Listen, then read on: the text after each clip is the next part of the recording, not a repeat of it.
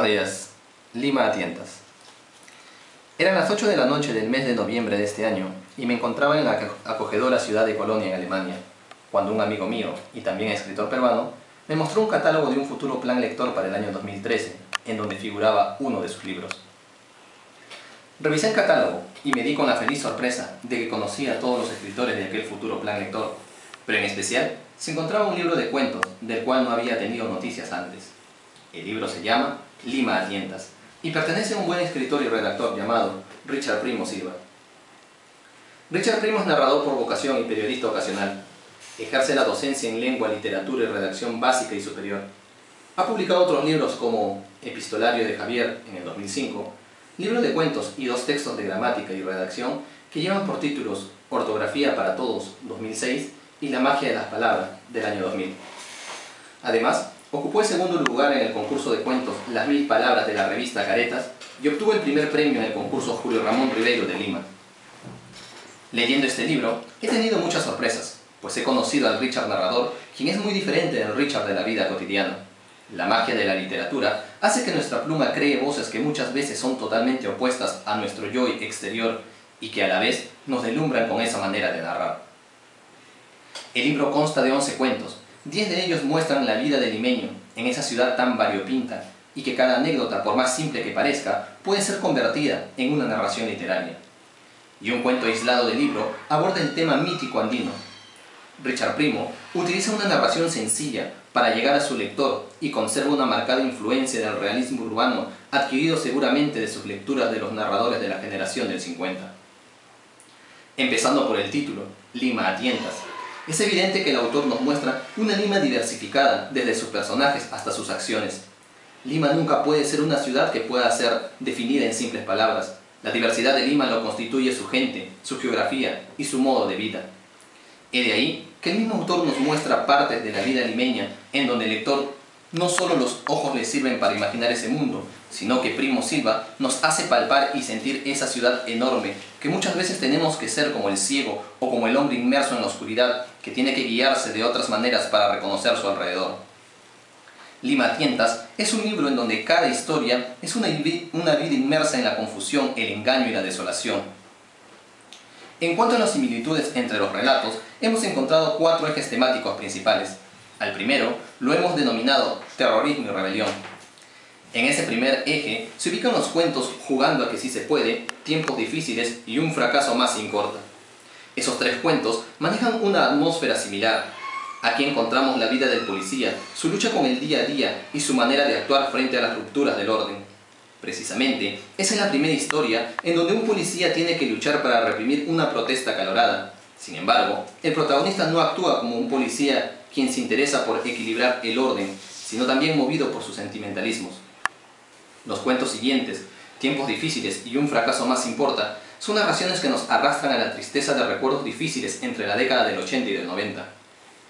Ambos cuentos tienen como tema principal al terrorismo. El autor narra de manera muy precisa los hechos y sentimientos de los personajes, incluso hace palpar al lector ese temor y esa angustia de vivir o de imaginar esas épocas tan duras.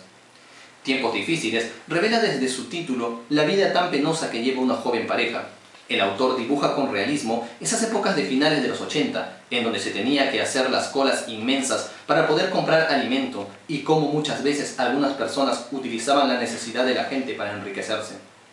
Pero además muestra el temor con el que se vivía en aquel entonces, en donde no sabías en qué parte los coches bombas iban a explotar o si habría alguna balacera o atentado. Lo único que se sabía era que caminar por las calles limeñas era una especie de ruleta rusa. De igual manera, el cuento Un fracaso más importa tiene como protagonista a otro policía que ve su vida al borde de un hilo y en donde nuevamente la aparición del temor terrorista vuelve a manifestarse a través de una explosión y una balacera. Al segundo eje lo hemos denominado Fantasía y desequilibrio. Aquí encontramos los relatos La promesa infinita y Alguien me ha despertado en la madrugada. Ambos son una excepción a la regla del libro, quien se concentra sobre todo en el realismo limeño y la vida del día a día. La promesa infinita es el único relato que hace alusión al imaginario andino y cita algunos nombres memorables. En cuanto a Alguien me ha despertado en la madrugada, es un relato que se asemeja más a esos cuentos de barrio que escuchamos muchas veces en la escuela o en las reuniones en casa de algún compañero en donde se contaban las famosas historias de terror.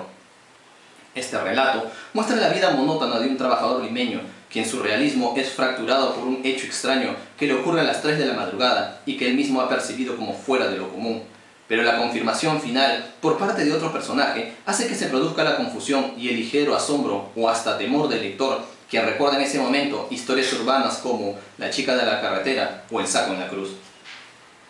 El tercer eje temático lo hemos denominado ruptura de la monotonía.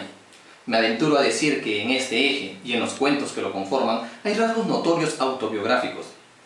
Encuentro que el autor ha utilizado parte de sus vivencias y he podido identificarlas en ciertos pasajes en donde se muestra su alter ego. Es evidente que su vida personal o sus experiencias de docente le han ayudado a expresarlas. Aquí encontramos los relatos La liberación de Mengano, La decisión de Arturo y Fin de semana. Los 3 textos muestran a 3 hombres encerrados en un mundo circular. Su vida es una ruleta que va y viene y en donde nada especial sucede, sino hasta el momento en donde intentan romper esa monotonía y revelarse a todo lo vivido anteriormente. Todos han soportado durante un largo tiempo una vida llena de sinsabores y vacía de progresos. En La liberación de Mengano, el protagonista es un trabajador administrativo, encerrado en el pequeño mundo de su oficina. Se ha pasado los años en ese mundo y la juventud se le ha escapado ejerciendo esa labor. Es de ahí que considera su trabajo una especie de encierro carcelario y su liberación se da al final del texto, en esa simbología en donde los papeles vuelan por el aire. En La decisión de Arturo encontramos a un personaje que ha estado trabajando en el mundo de lo prohibido, en donde los riesgos eran conocidos y el mayor de estos era el ser asesinado. La historia transcurre bajo la cama, en donde el personaje recuerda su pasado y sus ansias por tener un futuro, mientras sus asesinos lo esperan. Al último eje lo hemos denominado lucha y competencia. Aquí se ubican los cuentos, Los nuevos vecinos, El vencedor y La llamada desconocida. En las 3 historias, la lucha por vencer al otro está presente.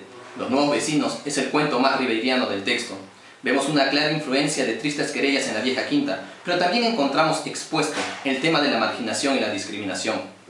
El llamarse guamaní y vivir en San Isidro no son aceptados por el círculo burgués que se esfuerza por expulsar a aquella familia que viene del mundo popular. El cuento El vencedor vuelve a traer el tema de la competencia y cómo no siempre podemos llegar a tener todo lo que queremos. O algunas veces sí podemos, como el caso del protagonista, quien tuvo gran talento para todo, pero la vida no le alcanzó para culminar metas. Y finalmente, el cuento Llamada desconocida es la lucha interior de un hombre que vive ilusionado con una llamada que jamás descubre y que su lucha es interna, pues si al inicio rechaza esas llamadas que lo irritan, al final termina aceptándolas, dependiendo de ese anonimato y cambiando su vida para tornarla en soledad. En términos generales, el libro es un texto bien narrado y de fácil lectura.